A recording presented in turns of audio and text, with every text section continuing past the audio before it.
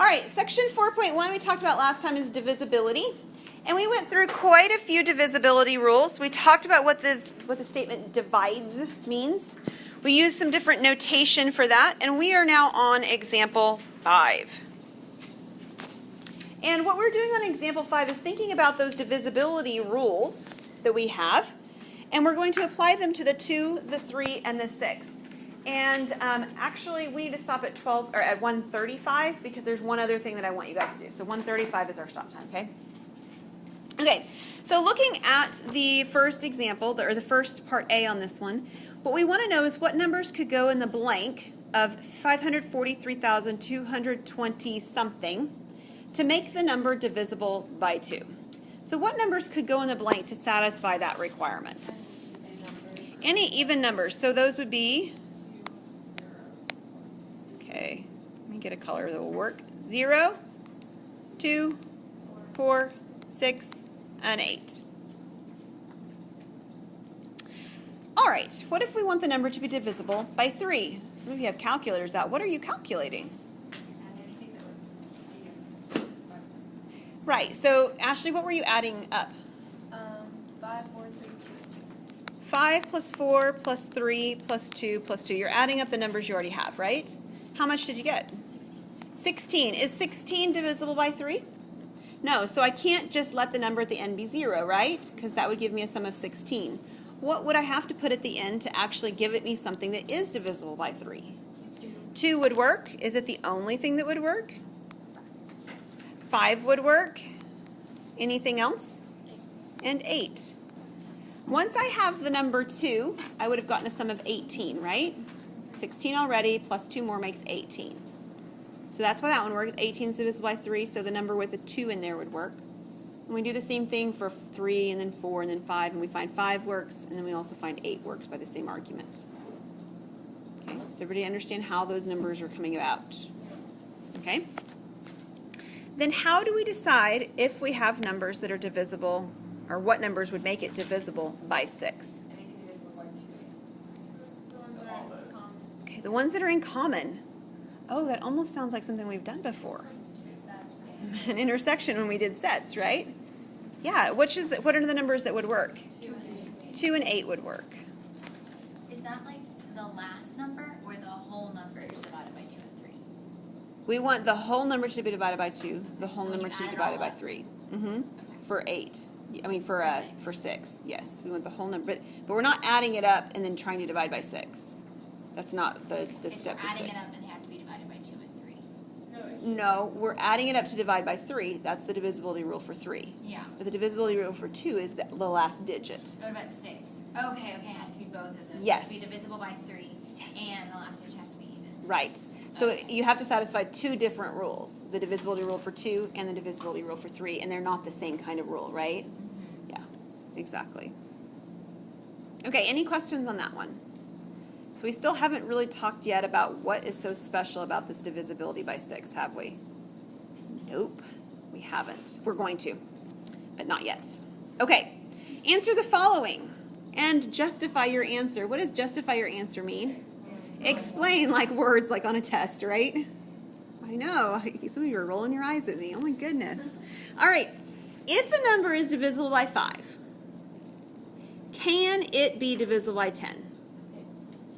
It can be, It's not necessarily. but not necessarily. So there's 2 questions here, right? One question says, can it be? And the other one says, must it be? So can it be? Yes. Must it be? No. So why or how could it be? What could happen to make that actually happen? If it's a 0. If it has a 0 at the end, then it would work, right? So let me write here, 0 at the end. So something that has a 0 at the end is divisible by 5, and it is also divisible by 10.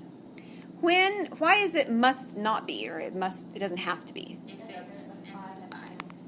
Yeah, it could end in 5.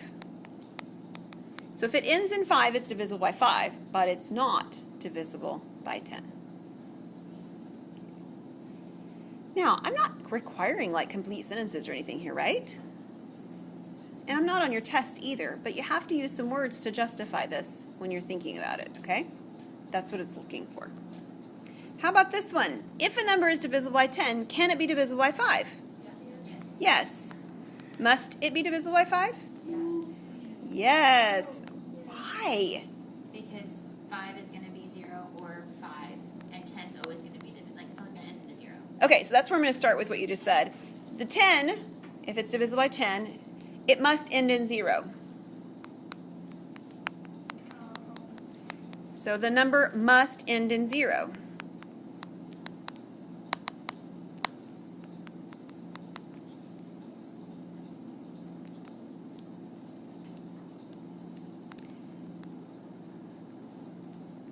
Which makes it, or it's making it, always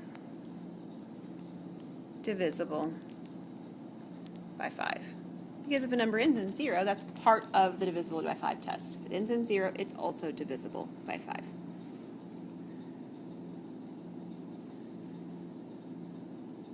All right, example 7 is interesting.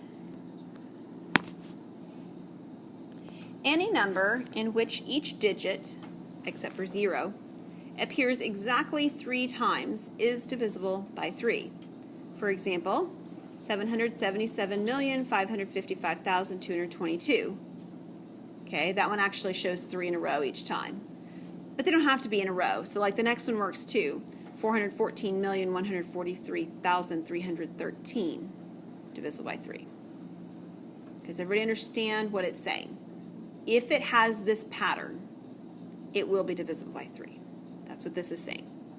The first question says to explain why this statement has to be true. Because when you add them all up together to test the divisibility, it's like saying 7 times 3, 5 times 3. Yeah, that's exactly right. Good job, Brianna. So the reason why is because adding the digit 3 times, and I like that you gave an example. So for example, 7 plus 7 plus 7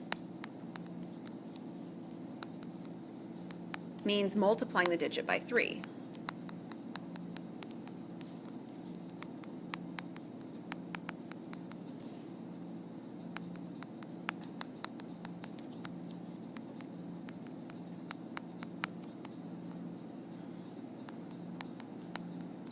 So 7 times 3 is what that gives you, right? Well, if you multiply 7 times 3, it's going to be divisible by 3, right?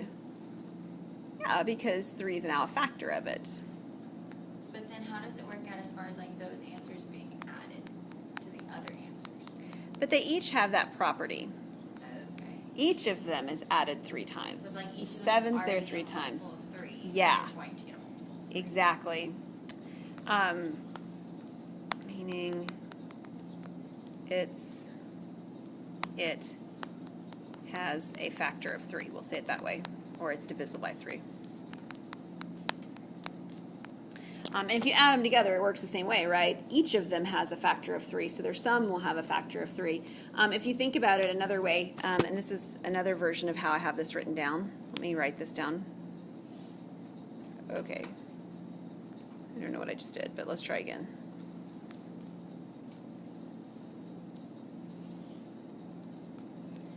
You have 3 times one number plus 3 times some other number plus 3 times some other number, and you could keep doing this, right? And if you think about undistributing, all these numbers need not be the same. You've got these numbers all added together, but they're times 3 because they're each one individually times 3. So it's going to automatically divisible by 3 as well. Now, Part B asks a quite different question. It says, again, this is kind of like on number 6 where we said, can it be, must it be? Can it be, must it be? Same thing. Must this statement be true for a number to be divisible by 3? Melanie says no. Can you think of an example? Because counterexamples are a really good justification for why something's not true. Can you think of an example? Okay, Leah's got one. 27 does not have the property described above, right?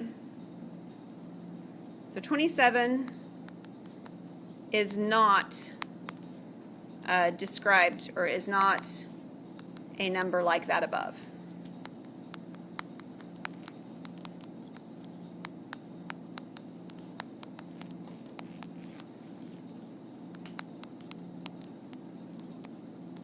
But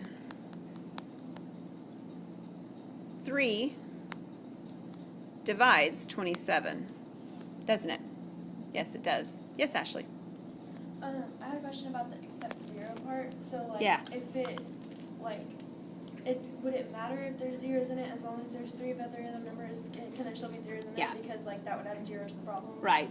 Yeah, that's what it's saying is that you could have some zeros in there. You don't necessarily need to have 3. It could be 2 of them or 1 of them or 5 of them or something like that. So The there zeros could don't be like matter. a zero thrown randomly Mhm. into that 777 number, and it would still be divisible by 3. Right. Okay.